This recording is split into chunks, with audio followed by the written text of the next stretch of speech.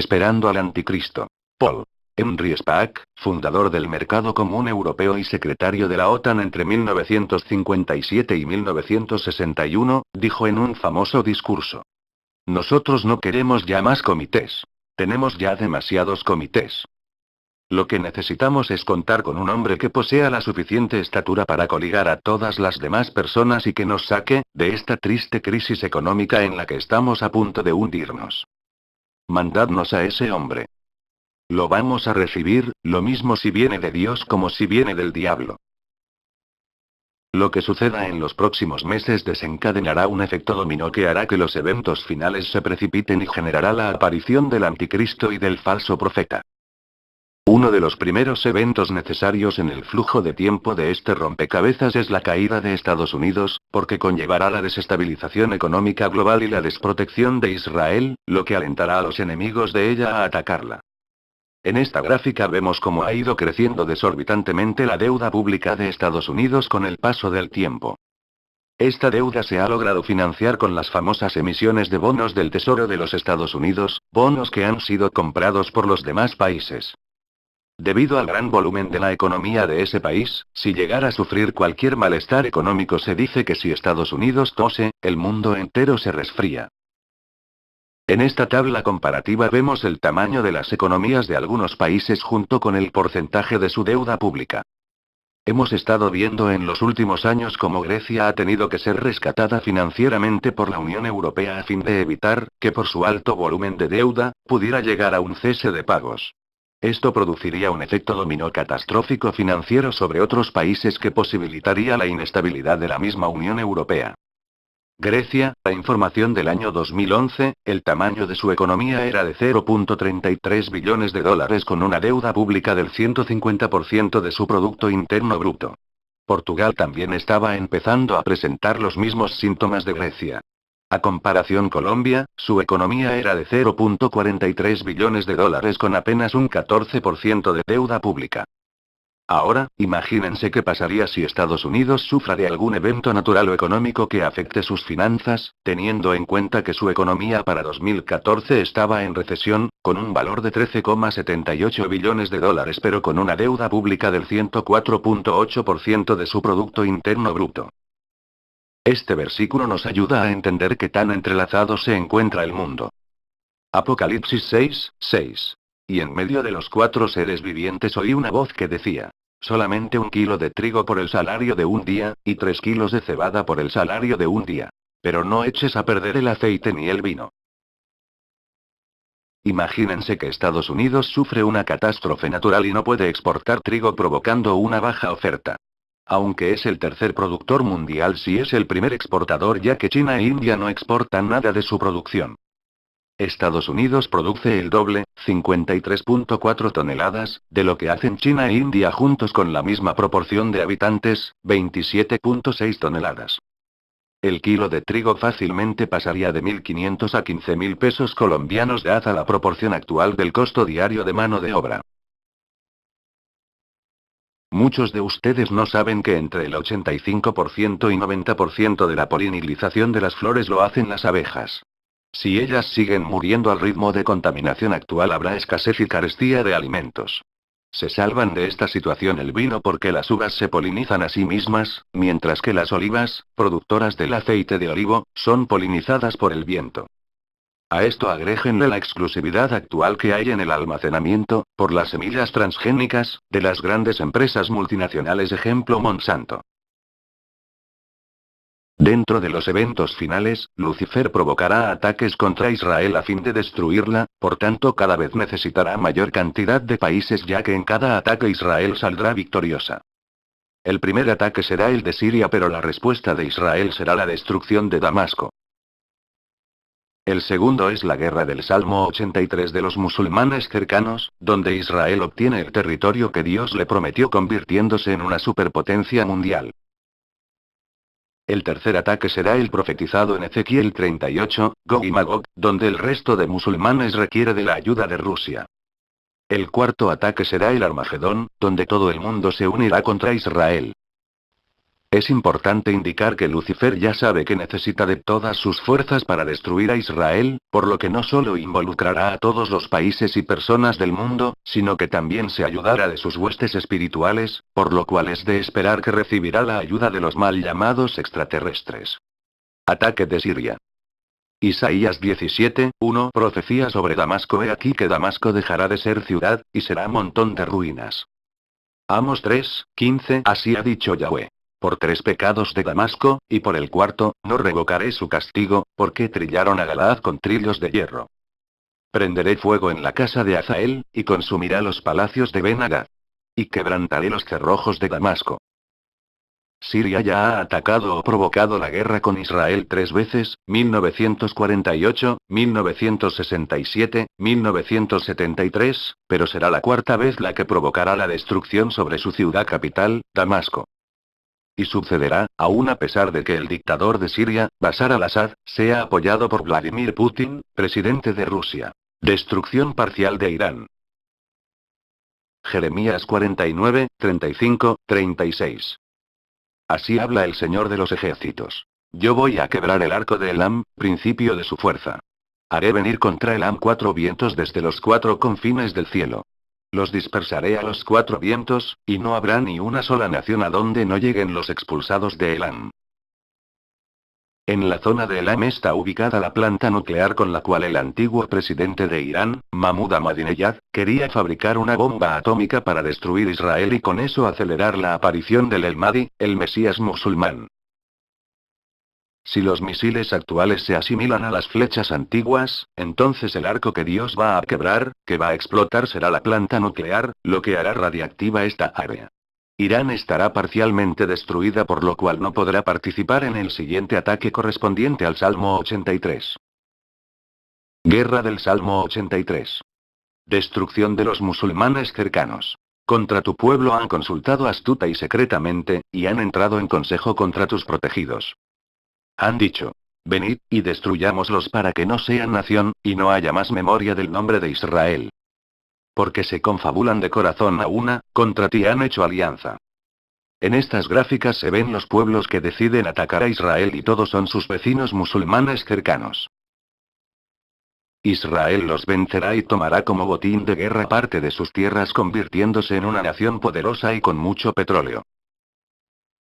Es importante indicar que las fuerzas militares israelíes tendrán muy pocas pérdidas humanas y armamentísticas. Génesis 15, 18 En aquel día el Señor hizo un pacto con Abraham, diciendo: a tu descendencia he dado esta tierra, desde el río de Egipto hasta el río grande, el río Éufrates. Será tal la grandeza de Israel que habrá espacio y riqueza suficiente para hacer que los israelíes errantes por el mundo vuelvan a su nación. Con esto se cumplirá la profecía de Daniel 12, 7.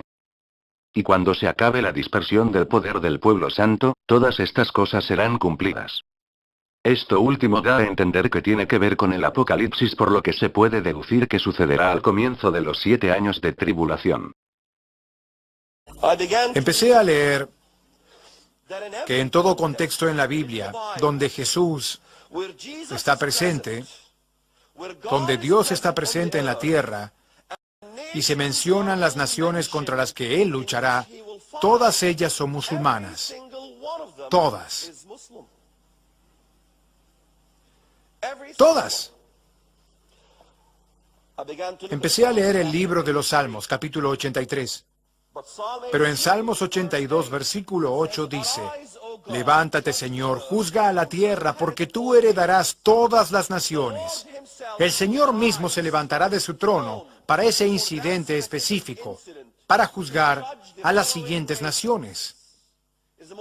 Es la profecía más asombrosa de la Biblia. Pero cuando me convertí en creyente y entré a una iglesia, nadie tenía la menor idea de estas cosas que yo decía.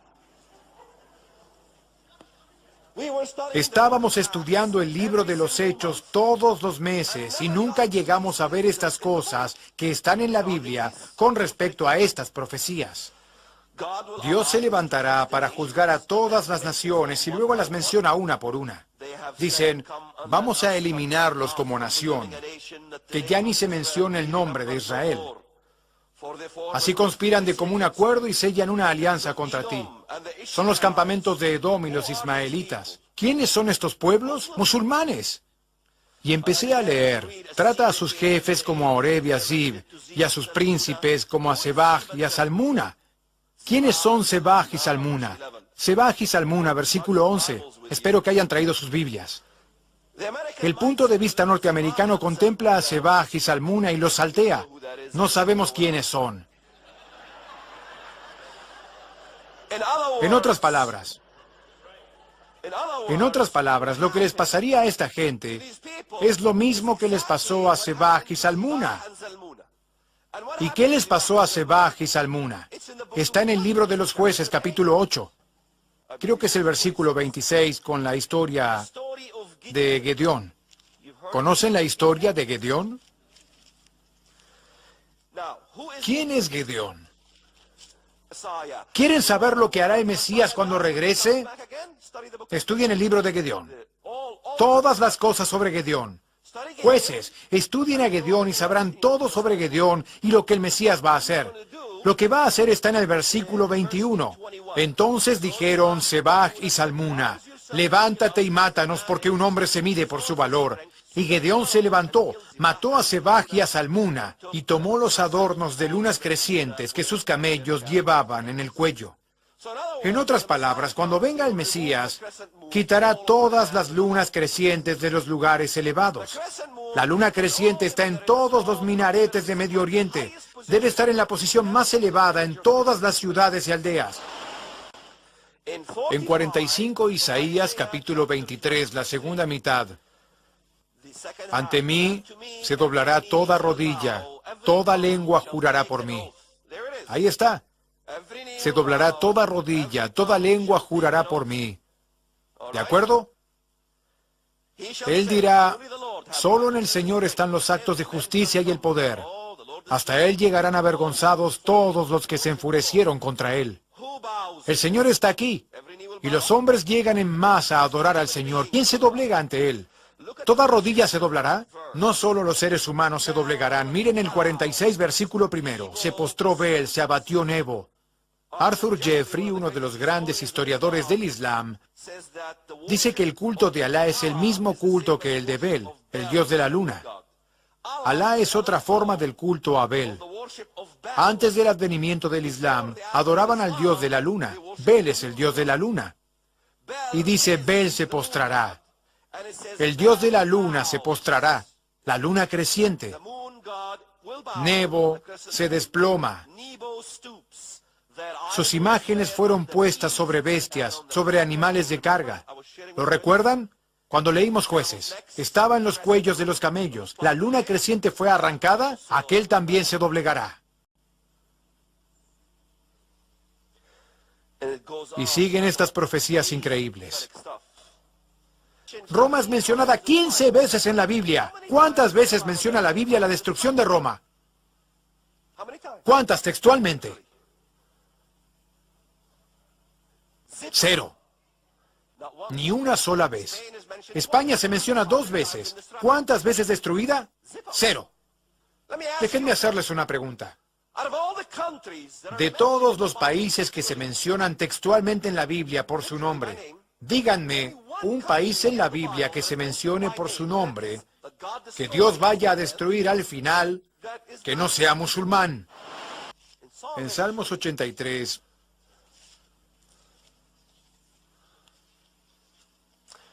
habla de... Y eso fue lo que realmente me atrapó. Cuando leí esa parte, miren esta parte. Habla de los musulmanes. Los ismaelitas y los agarenos se alzan contra Israel y Dios los destruirá. Versículo 17. Sean afrentados y turbados para siempre. Sean deshonrados y perezcan. Versículo 18. Para que reconozcan, los musulmanes, son países musulmanes, para que reconozcan que solo tú llevas el nombre de Señor, el Altísimo sobre toda la tierra. Para que los musulmanes finalmente reconozcan quién es Dios, su nombre. ¿Y qué hay en un nombre? Entonces, ¿qué es una montaña? Un reino. Entonces, cuando Cristo dice, si tenéis fe del tamaño de un grano de mostaza, podéis mover montañas, ¿correcto?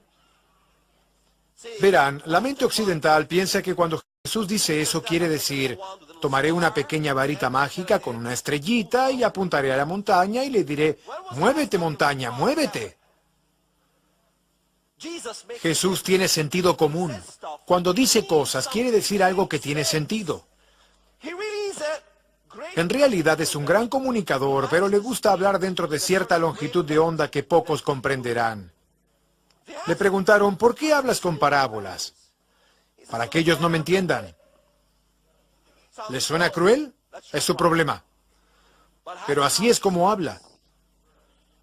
Entonces la montaña siempre es un reino. Las montañas se inclinarán ante ti, todo se doblegará. Los reinos se doblegarán, ¿correcto? Ahora que saben que montaña significa reino, adivinen qué. Todos se acaban de graduar como expertos en profecías de la Biblia. Se ríen, pero yo no, porque hablo muy en serio. Vi que la mujer se emborrachaba con la sangre de los santos y con la sangre de los mártires, ¿correcto? De acuerdo. Miren lo que dice en el versículo 9. Les dice en el versículo 7, no se preocupen, les contaré el misterio. En el 9, esto para la mente que tenga sabiduría. Las 7 cabezas son 7 montes, sobre las cuales se sienta la mujer. Ahora bien, ya vieron esta imagen, cómo todo esto estaba unido y Dios lo destruye. 7 montes. ¿Qué es un monte? Hay 7 cabezas. 1, 2, 3, 4, 5, 6, 7. No son montañas muy bonitas, pero son 7 montes. 1, 2, 3, 4, 5, 6, 7. También hay 7 cabezas, ¿correcto? También hay ¿qué? 7 reyes. Versículo 10. Ah, los reyes reinan sobre ¿qué cosa? Reinos. Entonces, ¿una montaña qué es? Un reino. No es el Vaticano, no es Roma. 5 de ellos han caído. Uno vive y el otro todavía no ha llegado. Hola, ¿quién está hablando aquí? ¿Quién está hablando? ¿Quién escribe esto? Gracias, Juan. Dice, 5 reinos han caído. ¿Dónde está sentado Juan? ¿En qué número? El número 6. Juan está aquí. ¿Y bajo qué reino estaba Juan? Roma. ¿Qué estuvo antes de Roma? Grecia. ¿Qué estuvo antes de Grecia? Medo-Persia. Ahí vamos de nuevo con Israel. ¿Y qué estuvo antes de eso? Babilonia, Irak. ¿Y qué está pasando ahí? Lo mismo de las estatuas. ¿Y qué hubo antes de eso? Asiria. Lo mismo de Babilonia, incluyendo a Turquía, incluyendo a Siria e Irak y toda esa región. Todos son musulmanes. Y antes de eso, Egipto. ¿Hoy qué es? Musulmana. El Señor viene montado sobre una nube ligera para luchar contra Egipto. Isaías 19. Todas estas cosas se aplican a la perfección. Los norteamericanos van primero al libro del Apocalipsis. Lo que deben hacer es ir primero a los profetas. En Isaías, uno por uno, luego aplican esos textos sobre el molde alegórico y deben coincidir perfectamente. No pueden ir al Apocalipsis y tratar de que el Apocalipsis coincida con... Veamos, aquí la Biblia está hablando de... Veamos, el oso que es Rusia. Digamos que eso es Rusia, el comunismo. Y digamos que es lo que se nos antoje. Es por eso que hay tantas interpretaciones por ahí. Entonces, esas son las 7 cabezas, están todas al mismo tiempo. La mujer reina desde el desierto con su falsa religión. Es una ciudad que reina sobre todas las demás. Toda la prostitución hacia esas naciones proviene de ese desierto. Ahora bien, la mujer tiene una copa de vino en su mano. Y los reyes de la tierra están borrachos de este vino. Hay abundancia de él. ¿Está claro? La abundancia de sus deleites. Y la tierra está borracha y la cera rica como resultado de ello. ¿Hay algo que les resuene en sus antenas? Es ambos, y eso además provoca que se derrame la sangre de los santos. Es por eso que en Joel 3, cuando vamos a Joel 3, habla del juicio, ¿verdad? Cuando Dios juzga a las naciones. ¿Por qué las juzga? En Joel 3 lo dice. Congregaré a todas las naciones, ¿verdad? Ya expresamos esa idea. A favor de Israel, mi pueblo. Juzgará al mundo por maltratar a Israel y dividir al pueblo judío. Miren lo que dice, versículo 3. Y echaron suerte sobre mi pueblo, y a los niños dieron por una... ¿qué? Ramera. ¿Qué es esa mujer que está encima de la bestia? ¿Una qué? ¡Ramera! Es la ramera de Babilonia, la prostituta. Y vendieron las niñas por qué? Por vino. La ramera y el vino están en el mismo versículo en Joel capítulo 3. Y luego continúa en el versículo 4. Y ustedes también, Tiro y Sidón, ¿qué quieren de mí? El Líbano, Hezbolá. Cristo está en la tierra increpando al Hezbolá y diciendo, ¿quiénes son ustedes para meterse conmigo? ¿Creen tener alguna posibilidad? Eso es lo que está diciendo. Y todos los distritos de Filistea, Gaza, Hamas, Hezbolá, ¿quieren vérselas conmigo? Eso es lo que está diciendo. ¿A qué religión pertenecen? Musulmana. ¿Qué países son? Musulmanes. Los norteamericanos crearon al Hamas en esa zona a través del Convenio de Paz de Oslo. Gracias, pero no, gracias. Los reyes de la tierra se prostituyen. ¿Con quién? ¿Están cometiendo actos de prostitución con el Papa? No. ¿Quién dice que el Islam es una religión pacífica? Perdón, incluso el Papa va a tratar de concertar en Turquía. Lo siento. Díganme ustedes de qué se trata todo esto. Con la paz engañará a muchos.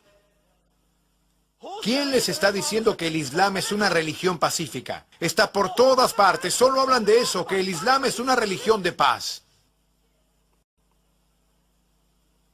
El Islam fue secuestrado.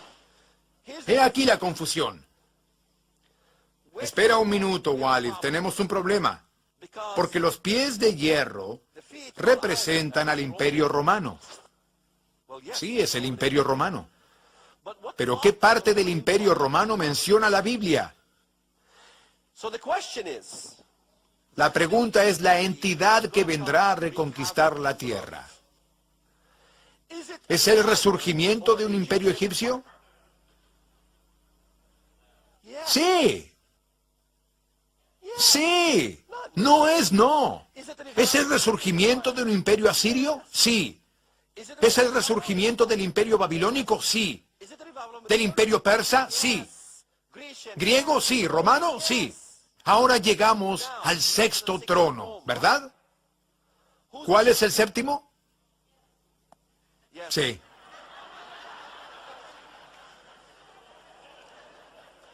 ¿Cuál es el séptimo? 5 han caído. Miren esto en el capítulo 17 del Apocalipsis. También hay 7 reyes, 5 de ellos han caído. Versículo 10. Uno vive y el otro todavía no ha llegado. Ah, hay un número 7 aquí. ¿Quién es el número 7?